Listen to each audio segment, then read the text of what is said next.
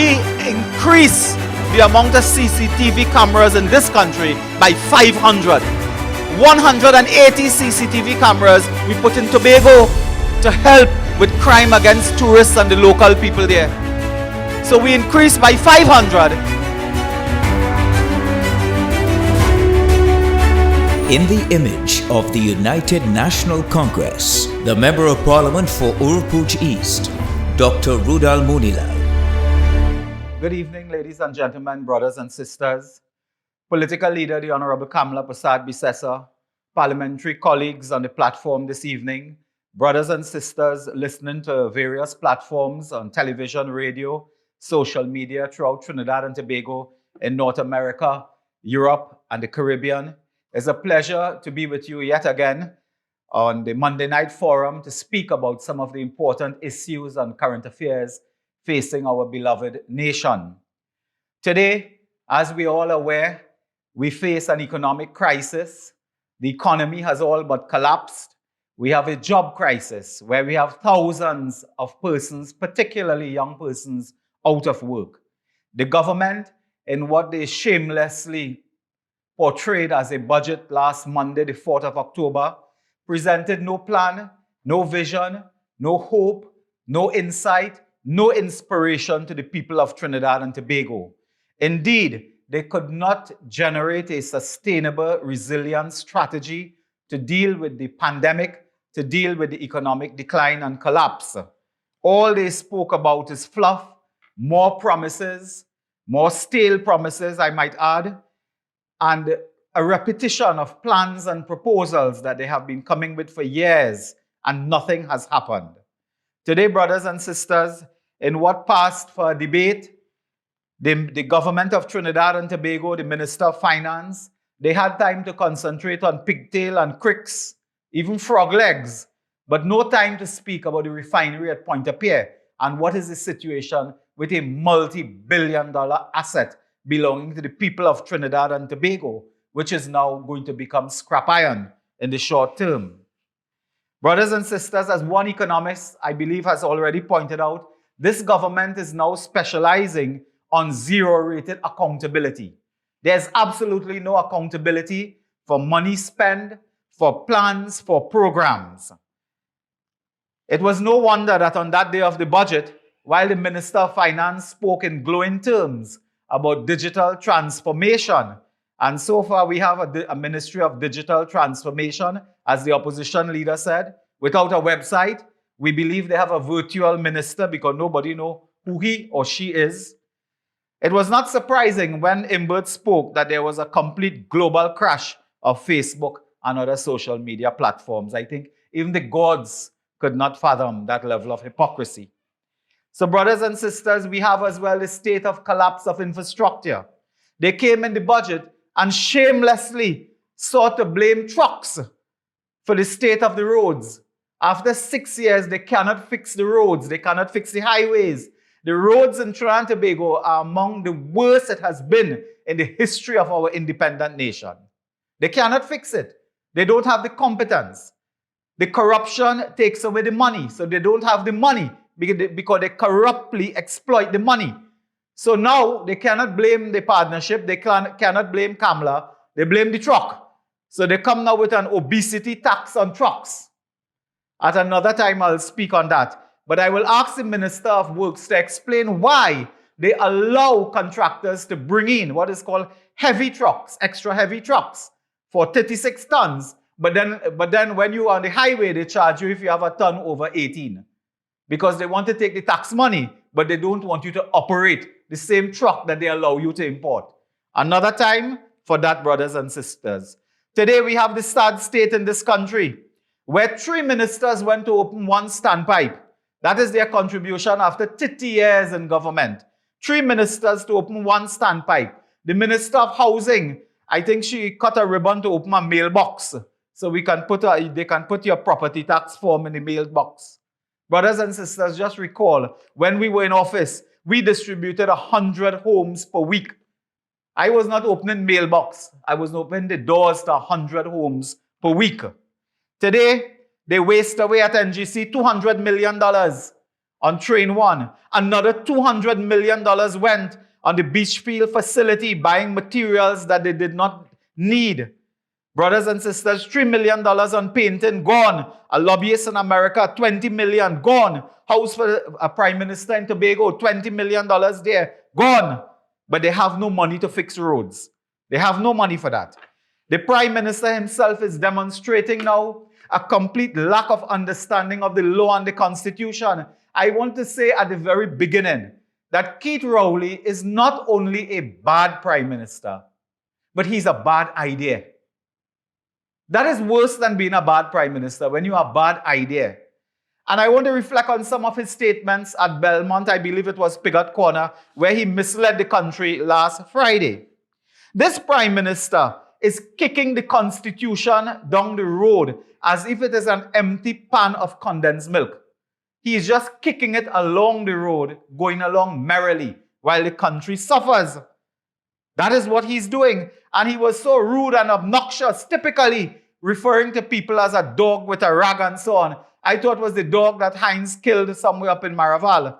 In fact, when the security detail of Minister Heinz bounced on a dog, do you know he blamed the dog? He blamed the dog for being on the road. That is the callousness and arrogance of their ministers, brothers and sisters. But I want to get quickly to this matter involving Keith Rowley, the president and the Police Service Commission. Rowley has admitted that he visited the president. He has all but admitted that he also had words with the president along the lines of the Police Service Commission. Now, this commission has collapsed. I want to say that we have seen this movie before. This is not a new movie. This is an old picture. In May 2013, Rowley came to the parliament, and on that infamous day, he produced a set of papers and said these were emails, and accusing the then Prime Minister and her ministers of conspiring to murder journalists. It is known now as Emailgate. It has been deemed a fabrication by the police, by the Integrity Commission, and by every right-thinking citizen. Brothers and sisters, this is Emailgate too. The similarity, look at the similarity. When he had in his hand fabricated papers, emails, he accused the Prime Minister and others of high crime. He did not report it to any law enforcement authority, did not report that to any state authority to investigate. He came to the parliament and just talk, old talk, move along, recklessness. It is the same thing he did. His fingerprint is on this President Police Service Commission scandal. His fingerprints are on that. He goes to the president and whispers, as the old people will say, he go pusur by the president's house and whisper about bacchanal and commerce and firearm distribution and so on, causing them to violate the Constitution. That is what he's doing. It is the same as Emailgate. The only difference is Emailgate cost a lot of money to investigate, and this matter today has to do with the undermining and violation of provisions of the Constitution. And it is shocking. I recall just yesterday, I believe in the newspaper, PM, I keep the president informed, a former member of the Police Service Commission, Roger Kewal Singh, who has a lot of explaining to do in this country for the next 10 years. He has explaining to do on several matters, just not this alone. He says that there was an unnamed informant who gave information that caused the merit list to be stopped from going to Parliament. He's asking, who is that informant? Why they did not bring it to the commission and other commissioners? Why was there not a complaint in writing, a proper complaint, so that they can investigate? Why did Bliss Sipasad go to the president and allow herself and others to be misdirected, presumably by someone coming there and stopping them? Roger Kewal Singh is asking this, and as I said, he has a lot of questions to answer on other matters. This is a shocking revelation. I will put it to you today. How did this happen? When did this happen? Why did this happen? Complaint. A mongoose gang of two did an unsigned report. They were working for Frico in the parliament. Rowley said they work for free. He picked them up and they do a Frico work. And they came up with a report which they did not sign. And that report went to Rowley. He took it to the Police Service Commission. It somehow found its way, at least the contents, at the President's house.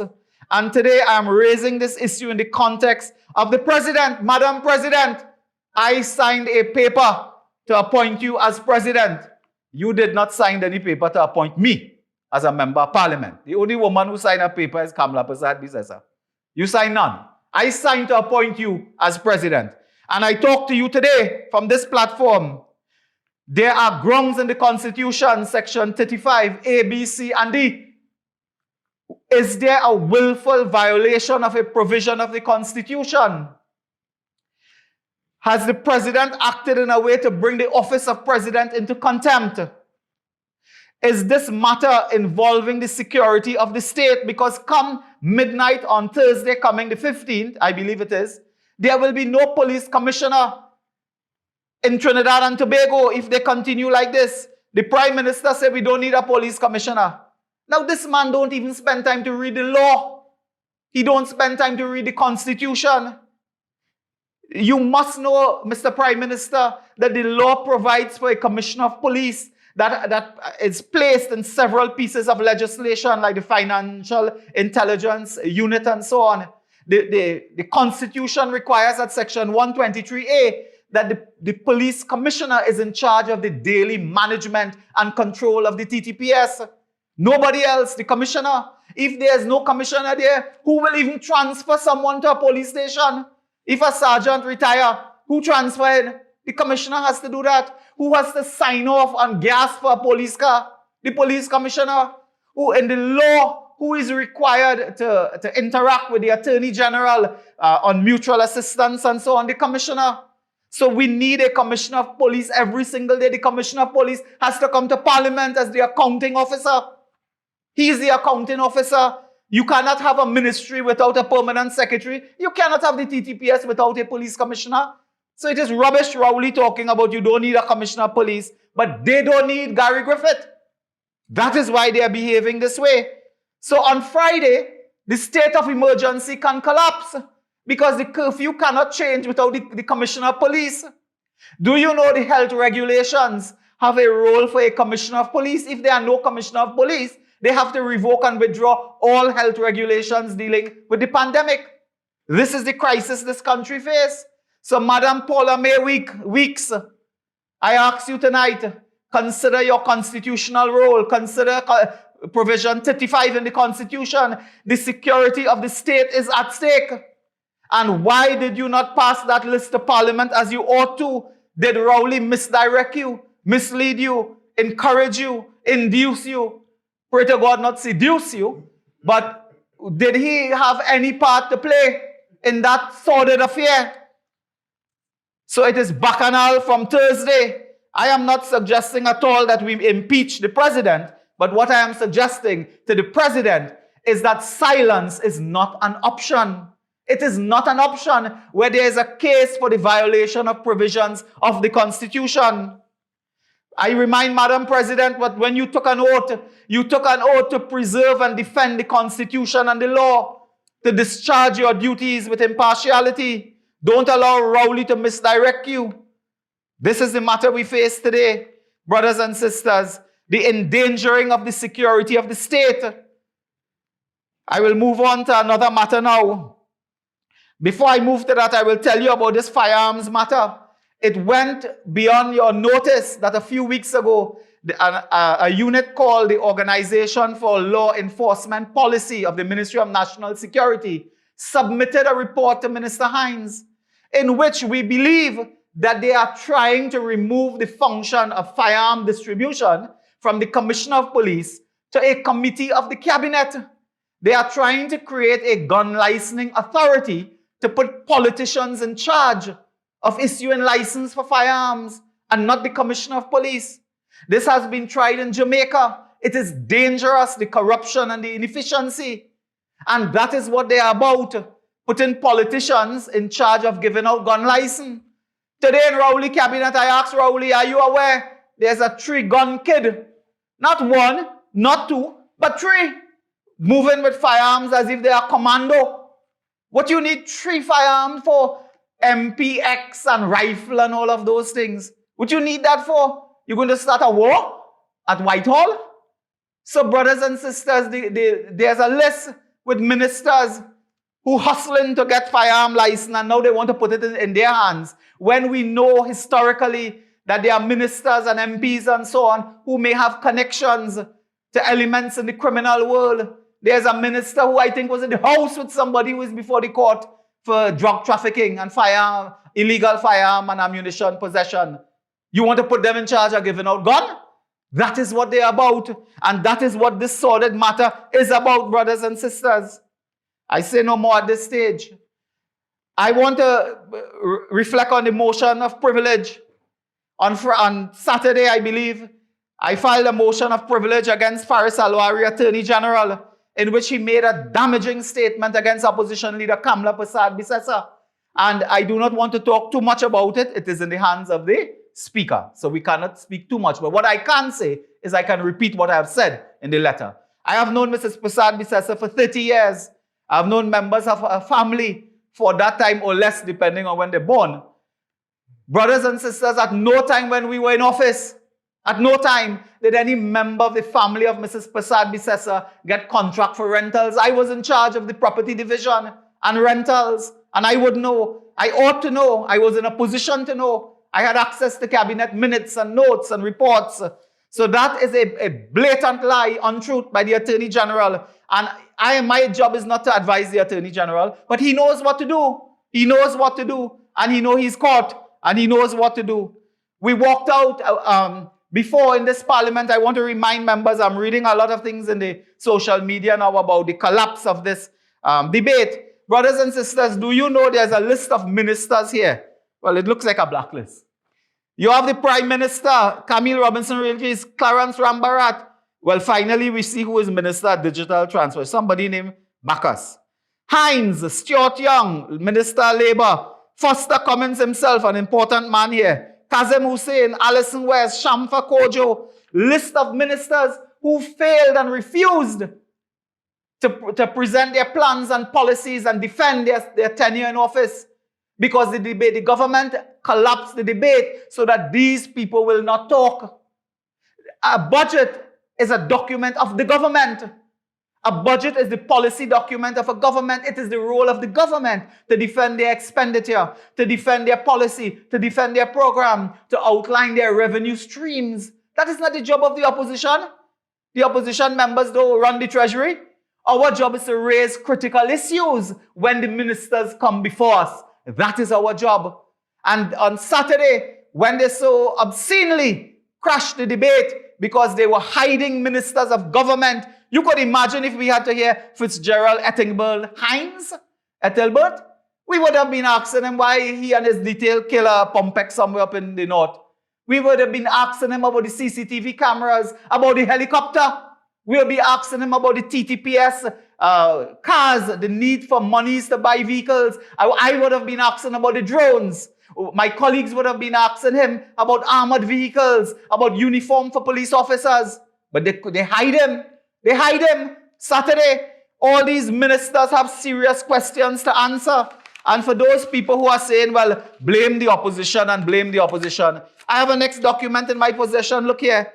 This is a report of budget debates past. The budget debate in 2012, a partnership government in place when it was presented and so on. Imagine you had a minister, Anil Roberts, speaking. Then Hippolyte spoke after Vanilla Topping. And after Vanilla Topping, you had Minister Stacey Rupnarayan. Then you had two partnership ministers spoke. Then you had, after a PNM, you had Indar Singh, Dikoto. After, ministers' job were to speak in the budget, defend their tenure, outline government policy, not to run and hide, not to duck and run. This is on 9th of October 2012. We had 3 or 4 ministers speaking before a PNM MP. This happens in the Senate as well. Look, I can continue. We had Dr. Gopi Singh. We had 2 other ministers speaking after him. You had Winston Peters, Delmon Baker speaking in a row, one after the other. Look at this one. We had Mr. Ramadas Singh, Mr. Volney, Mr. Griffith, Mr. Simongal, Mr. Bash, Mr. Sharma, Ms. Khan, Ms. Sipasad Beshan. all spoke in a row because our job was to account. Our job was not to wait for the PNM to stand up. Whether they stand up, whether they sit down, whether they fall down, that is their business. Our business was to account. I ask you today, is the government accounting in this manner? And I have the date here, 16 September 2013, another debate. Look at this. Fitzgerald Jeffrey talk for PNM. KD's Indar Singh, Samuel, 3 in a row. So brothers and sisters, don't accept this rubbish that the UNC or the opposition had to continue the debate. The debate is the role of the government of Trinidad and Tobago. That is their job. So the ministers must speak. And I believe that the PNM and Rowley wanted to hide this list of ministers, brothers and sisters. On the TTPS, I've raised some of the issues, only to say that we will have a time in the future to call the Minister Hines to account for several matters that are pending. Brothers and sisters, I want to repeat again that there are times when the UNC, for good reason, walked out of the parliament. Do you know the same PNM that's saying the UNC should stay in the parliament for budget? They went on to pass 2-3 bills, speaking to themselves. 2-3 speakers in a row. What happened Saturday? You couldn't do the same thing? So it is hypocrisy for Camille Robinson Regis, who I understand had to recuse herself in the cabinet for a matter involving First Citizens Bank. That to me is bewildering. I look forward to Saddam Hussein telling us more about that at some time. The final matter I will just pass on before I close is the matter of housing and construction. Let me begin by this part by telling you that there's something called the Accelerated Housing Program. When we were in office, we budgeted $300 million for that. When we left office, they progressively reduced the allocation for housing. That is the budget, the allocation that builds homes, so to speak. You know what is the budget for this year for the Accelerated Housing Program? It's called Accelerated. The budget is $0. How do you accelerate with $0? So there will be no houses built. They have now, I'm almost tempted to say neutered, but I can't. They have clipped the wings of the Minister of Housing, Penny Beckles. They have clipped her wings. She has no money, she has no resources, she has no office. She may have no ministry. And today they cannot build houses because they are depending, brothers and sisters, on borrowing money. And they are so shameless. I will put on the screen here for you. 2010, Winston Dukaran delivered a budget for the partnership, first budget for the partnership. Do you know Mr. Dukaran spoke about merging Home Mortgage Bank and TTMF in 2010 for our 2011 budget. 11 years later, having condemned our plans and policies, Imbert speaking about merging TTMF with a Home Mortgage Bank. Today I asked him, I said, while we understand that policy because we advocated 10 years ago, I asked him whether he understands that policy, whether he now can tell us that TTMF will be capitalized and how much money it would take to capitalize them for that. How much people will lose their jobs with such a merger. There are burning questions to ask on that matter, brothers and sisters. In closing, we thank you for your attention tonight. There are a lot of issues that we will be speaking to you as we go along, brothers and sisters, on certain matters that concerns the national community. But today, we have reached our darkest moment in our history. The economy has collapsed. Infrastructure has collapsed. The pandemic is making havoc in this country. Up to yesterday, I believe it was 11 deaths. They are boasting, I heard Mr. Amory Brown in the budget, the Prime Minister did a great job getting vaccines. Do you know in February, they refused 400,000 vaccines, Pfizer vaccines, supplied by the private sector. Had the government purchased that using the private sector money, they could have saved 1,000 lives. I asked Amory Brown, are you aware that over 1,500 citizens have lost their lives to a preventable disease and illness? Because you failed to procure vaccines in a timely manner. So their management of the COVID has been the worst ever.